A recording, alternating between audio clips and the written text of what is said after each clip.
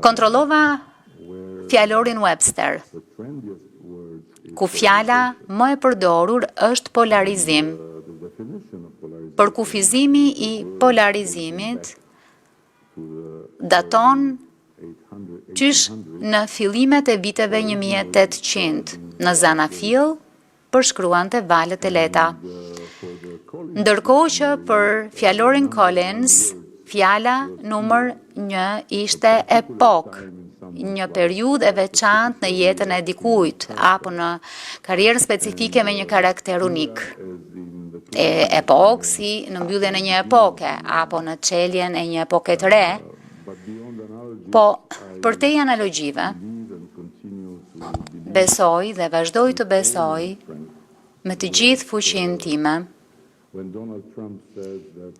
se kur Donald Trumpi thot që Zoti e shpëtoi sepse ka një plan për Amerikën, ai thot në fakt vetëm gjysmën e së vërtetës. Unë besoj se gjysma tjetër e së vërtetës është që Zoti e shpëtoi sepse ka një plan edhe për Europën.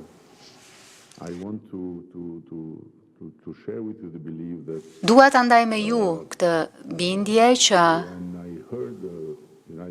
kur dëgjova presidentin e Shtetet Bashkuara të Amerikës të fliste për një epokë të ardhë që po afronte, ndjesia ime ishte që në fakt, duke I uruar më të mirën, sigurisht Shteteve të Bashkuara të Amerikës, që një epokë e ardhë mund të çelet edhe për Europën.